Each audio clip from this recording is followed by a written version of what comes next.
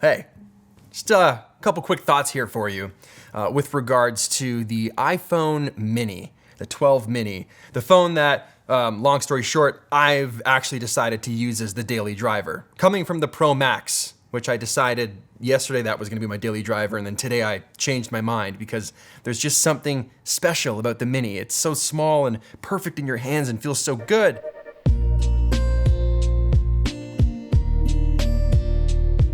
Yo, Jonathan here. Much like Peter, I've also switched to the iPhone 12 mini. For me, it's been over 2 weeks to the point where not that it feels big, but it feels normal, if that makes sense. And outside of battery life, which I will definitely address, I've enjoyed pretty much everything about this switch. So backstory, I'm coming from the iPhone 11 Pro Max, and admittedly, it took me way too long to switch over. I knew in my heart, even as much as that bigger sensor appealed to me, that the 12 Pro Max was out. Because it's like, the Pro Max is a step away, from a few notches away from an iPad. So that was from a chat with Gata from one of my favorite shows, Dave. Just a real laid back conversation about that, tech, life. And if you want to check out that full video, I'll drop a link to that down below. But I knew it was either down to the 12 mini or the regular 12 Pro.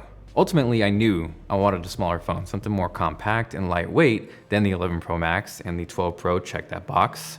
I could honestly live without the telephoto lens, but there were two really tempting things like Pro RAW and LiDAR. Ultimately though, at the end of it, something about the 12 mini just kind of called my name. Now, parallel to switching to the 12 mini, that kind of propelled me into wanting to simplify my entire setup. So I've ditched my Mac Pro, iMac, 16-inch MacBook Pro, and opted for a 13-inch M1 MacBook Pro, went iPad Air instead of Pro, and honestly, this has been one of my favorite setups of all time. Part of the reason of wanting to switch to the 12 mini was to use the phone more as a phone, and then when I needed more creative or bigger tasks, I would hop onto the iPad or MacBook Pro.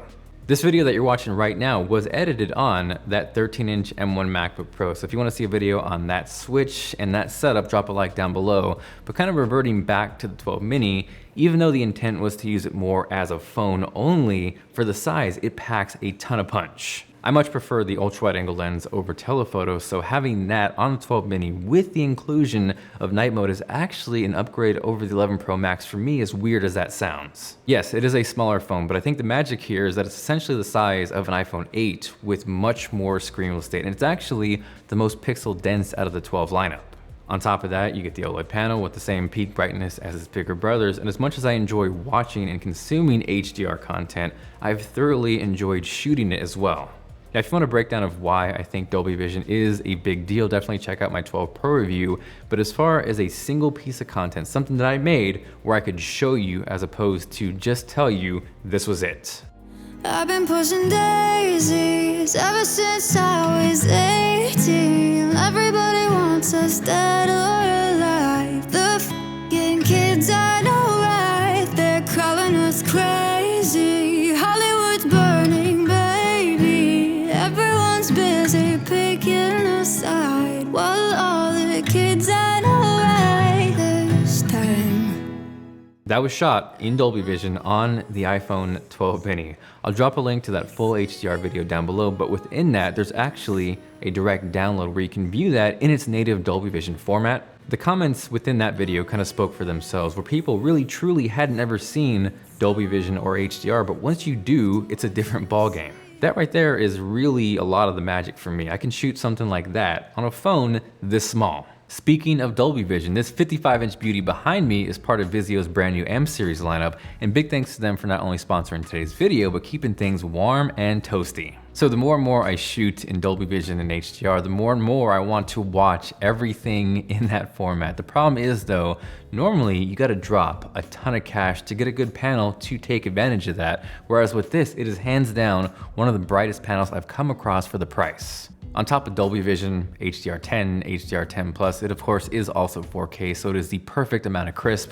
Packed inside is their brand new iQ Active processor, which is gonna help with things like image quality, upscaling, but also how quickly you navigate through the UI, and on top of that, also gaming. You have Hdmi 2.1 support up to 4K 60, and what's really nice is you have variable refresh rate with AMD FreeSync just in case Cyberpunk is giving you problems. What I really love about this is Vizio just wants to play ball. Obviously, there's a handful of apps and streaming services within the TV, but they want to hang out with everybody. You have support for Alexa, Chromecast, HomeKit, AirPlay, Vizio's just like, yo, we can all hang out together. That's thanks in part to Vizio's SmartCast, so as far as a feature set goes, this thing is packed. When you pair it with that beautiful image and the price, it is hard to find a better option. If you're interested in learning more, I will drop that link down below.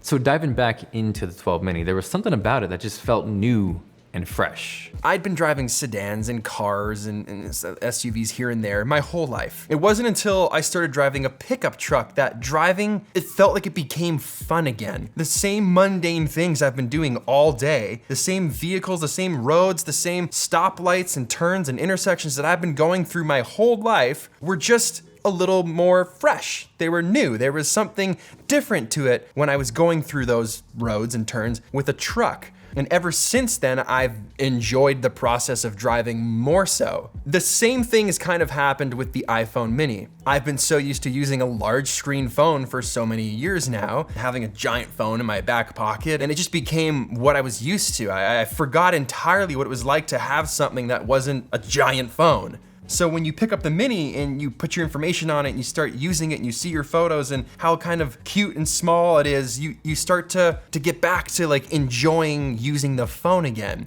because it feels new. It feels different. It feels like a new experience altogether that I haven't had in a long time because I've been used to those massive screens. Now, as much as I've loved the phone, I will say the battery life is definitely just okay. It's not iPhone SE 2020 bad, but it's definitely the worst out of the 12 lineup. Hopefully with the next iteration of the mini iPhone, we get better battery life. We get things that kind of trickle down from previous phones like LiDAR.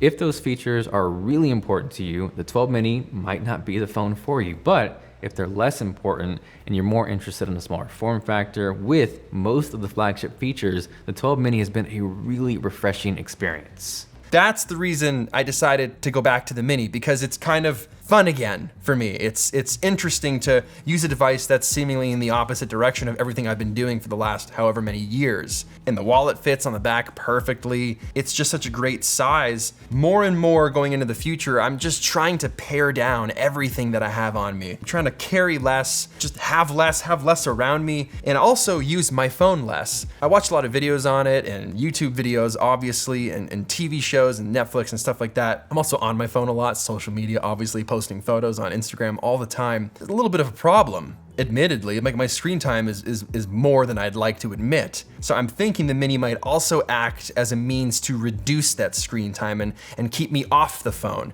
Maybe implementing some more strategized ways to ingest media instead of just constantly having a giant screen where I'm doing it all the time without thinking. Maybe it'll be a little more controlled with the smaller phone. Maybe we'll all make a tally and see how long Peter McKinnon lasts with the little baby phone. It's a nice phone. It's like a kid's phone. But it's a nice phone. What phone would you use?